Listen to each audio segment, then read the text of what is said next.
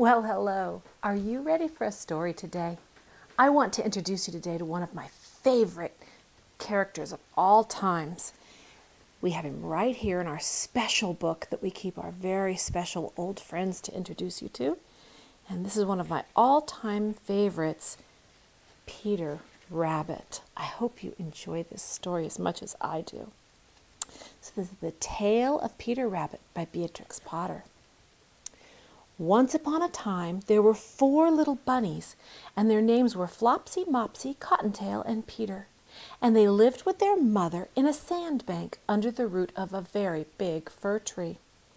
"Now, my dears," said old Mrs. Rabbit one morning, "you may go into the fields or down the lane, but don't go into Mr. McGregor's garden.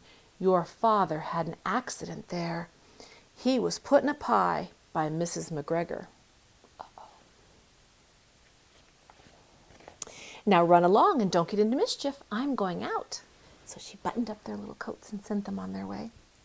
Then old Mrs. Rabbit took a basket and her umbrella and went through the wood to the baker's. She bought a loaf of brown bread and 5 currant buns. Flopsy, Mopsy, and Cottontail, who were good little bunnies, went down the lane to gather blackberries. Uh-oh, who's missing? But Peter, who was very naughty, ran straight away to Mr. McGregor's garden and squeezed under the gate. First he ate some lettuces and some French beans, and then he ate some radishes. And then, feeling rather sick, he went to look for some parsley. His tummy hurts. But round the end of a cucumber frame, whom should he meet but Mr. McGregor? Mr. McGregor was on his hands and knees planting out young cabbages, but he jumped up and ran after Peter, waving a rake and calling out, "Stop, thief!" Peter was most dreadfully frightened. He rushed all over the garden, for he had forgotten the way back to the gate. He lost one of his shoes among the cabbages and the other shoe among the potatoes. After losing them, he ran on 4 legs and went faster, so that I think he might have gotten away altogether if he had not unfortunately run into a gooseberry net and got caught by the large buttons on his jacket. It was a blue jacket with brass buttons, quite new. Peter gave himself up for lost and shed big tears. But his sobs were overheard by some friendly sparrows who flew to him in great excitement and urged him, implored him to exert himself. I'm sure they said, "Come on, little Peter, work harder, try to get out." Mr. McGregor came up with a sieve, which he intended to pop up on the top of Peter, but Peter wriggled out just in time, leaving his jacket behind him, and rushed into the tool shed and jumped into a can.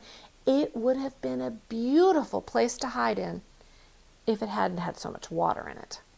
Mr. McGregor was quite sure that Peter was somewhere in that tool shed, perhaps hidden under the flower pots, so he began to turn them over carefully, looking under each.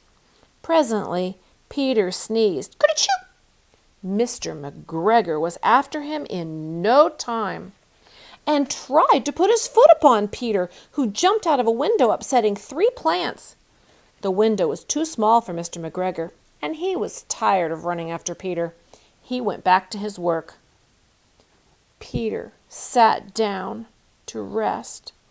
He was out of breath and trembling with fright, and he had not the least idea which way to go. Also, he was very damp with sitting in the can. After a time, he began to wander about, going lippity-lippity, not very fast, and looking all around. He found a door in the wall, but it was locked and there was no room for a fat little rabbit to squeeze underneath. An old mouse was running in and out over the stone doorstep, carrying peas and beans to her family in the wood. Peter asked her the way to the gate, but she had such a large pea in her mouth that she could not answer. She only shook her head at him. Peter began to cry. Then he tried to find his way straight across the garden, but he became more and more puzzled. Presently he came to a pond where Mr. McGregor filled his water cans. A white cat was staring at some goldfish. She sat very, very still, but now and then the tip of her tail twitched as if it were alive. Peter thought it best to go away without speaking to her. He had heard about cats from his cousin, Benjamin Bunny. He went back toward the tool shed, but suddenly, quite close to him, he heard the noise of a hoe. Scritch, scratch, scratch, scritch, in the dirt when he's hoeing in the dirt. Peter scuttered under the bushes, but presently, as nothing happened, he came out and climbed up on a wheelbarrow and peeped over. The first thing he saw was Mr. McGregor hoeing onions. His back was turned toward Peter, and beyond him was the gate. Peter got down very quietly off the wheelbarrow and started running as fast as he could go, along a straight walk behind some blackcurrant bushes. Mr. McGregor caught sight of him at the corner, but Peter did not care. He slipped underneath the gate and was safe at last in the wood outside the garden. Mr. McGregor hung up the little jacket and shoes for a scarecrow to frighten the blackbirds. Peter never stopped running or looked behind him till he got home to the big fir tree. He was so tired he flopped down upon the nice soft sand on the floor of the rabbit hole and shut his eyes. His mother was busy cooking. She wondered what he had done with his clothes. It was the second little jacket and pair of shoes Peter had lost in a fortnight. That's 2 weeks. I am sorry to say that Peter was not very well during the evening. His mother put him to bed and made some chamomile tea, and she gave a dose of it to Peter, 1 tablespoonful to be taken at bedtime. But Flopsy, Mopsy, and Cottontail had bread and milk and blackberries for supper. The end. Poor Peter. At least he got home and was safe, but he sure was a naughty little bunny, wasn't he? Isn't that a fun story? Beatrix Potter wrote wonderful stories about lots of little fun creatures. And if you'd like to read another one, just pick another adventure, another story, and I'll meet you there.